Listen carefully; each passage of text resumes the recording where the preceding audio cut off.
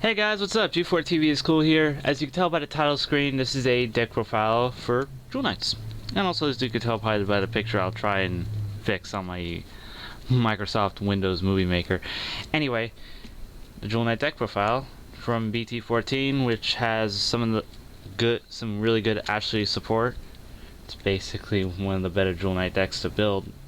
I did like Salome for the longest time because it doesn't have that cost, but it still had the whole fact that you have to have rear guards in order to use her ability. So kind of like it's like whatever nukes the field basically kills the deck. So yeah. Anyway, you first start off with the starter of the deck, Desire Jewel Knight Helios. Her ability is that when there's 3 or more rear guards with Jewel Knight in her name, other I believe. Yep, other. It's right there. Whenever it boosts, it gains 3k, so it basically makes your Ashley a 21k column, which is pretty good. You can also run the Tiffany starter, but I prefer her because, you know, lock target, and also if you run out of lock targets, fine, you can still swing for 21. Next I run 4 Ashley Reverse, the cross ride for Pure Heart Jewel Knight Ashley. So we have Broken Heart Jewel Knight Ashley Reverse.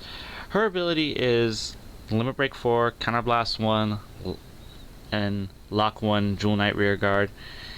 You basically pick one of your rear guards and retire it, or your opponent's rear guards and retire it, and you Superior Call 1 Jewel Knight to the rear guard circle. You basically call grade 2s or even maybe grade 3s at certain points, but this card is actually pretty damn good. It's one of the better reverse units that we've had. I'm surprised it's not that expensive actually. It's only like 12 bucks right now, which is surprising. Anyway, here we have Pure Heart Jewel Knight Ashley. She's the break ride of the deck, and then cross ride. See, her ability is it gains whenever a World Paladin unit rides on top of it, it gains 10k 1 crit. So it's pretty good for applying pressure. Plus, whenever it attacks a Vanguard, it gains 3k. It gains 2k, so it becomes a 13k base or 13k attacker. And when you're cross-ridden, it's a 13k base, so it's perfectly fine. For grade 2s, we have Banding Jewel Knight Miranda. She's basically the Ashley support. Her ability is whenever this unit attacks and you have Ashley as a Vanguard, it gains 2k. And whenever the attack hits, if you have an Ashley Vanguard, you choose one of your Royal Paladin rear guards and it gains 3k. So you basically make an attack column that could be 22 or even herself a 11 plus 5 plus a 7k booster, which is 18. You basically hit for a really good number. Actually, you hit for over 22, so that's pretty good.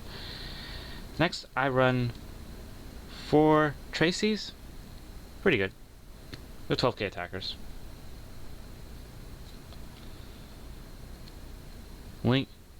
Linking Jewel Knight Tilda, the final of the grade 2s. What she does is whenever a Jewel Knight or a grade 3 is placed on rearguard, or not rearguard, when a Jewel Knight grade 3 is placed on the Vanguard circle, you may pay the cost. If you do, search your deck for 1 grade 1 and Superior Call it. It basically helps fill out the field a little bit better for grade 1s. And also it's pretty good. Usually I end up with these 2 in my hand and an Ashley, which helps out with the hand, and just a random grade 1. Next I run Jewel Knight Prismy, which helps me deck in. Basically what I do is that whatever extra Ashley reverses or Jewel Knight Ashleys I get, I end up discarding them. So I don't end up having so much grade 3s in my hand. I end up drawing like shields or perfect guards or something that can help me out. Next I run 4 10k attackers. Why not? Then I have 2 perfect guards because perfect guards are still good. Then I run 2 Quintet Walls, because Quintet Walls are still beat. Because Quintet Walls can easily dump the Ashley and Ashley Reverse and some shields to help you block attacks. Next I run Security Jewel Knight Alwyn because her ability is bouncing Ashley's back from your drop zone to the bottom of your deck and giving an Ashley Vanguard or rear guard plus 5k. So yeah, it's pretty good to me. Next, for the trigger lineup, it's simple. 4 heals, 8 crits, and 4 draws. Now, The one thing I don't like about this deck is that it doesn't really have that hit high numbers factor. It just has a good full field factor to where you can still hit those numbers, those magical 18 and 19 numbers. The problem with the deck is that it just, whatever you face off against something that retires units, you want to be careful because you could lose your grade 1 boosters, which is pretty much the most important part of this deck, because if you don't hit those magical numbers, you're gonna have a hard time winning with this deck.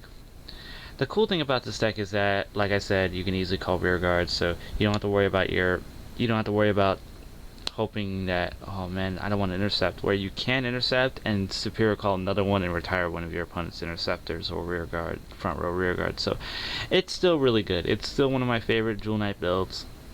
I mean, the artwork on her is amazing, and it can still, like I said, it could still hit for those good numbers, and it can also make your opponent dump a little bit of hand for the rear guard attacks because they don't want her to hit the Asuna, Elf Asuna. Anyway, that's about it for the deck profile. I hope you guys enjoy. Please rate, comment, and subscribe. And that's about it. Thanks a lot. Thanks for watching, and I'm signing out.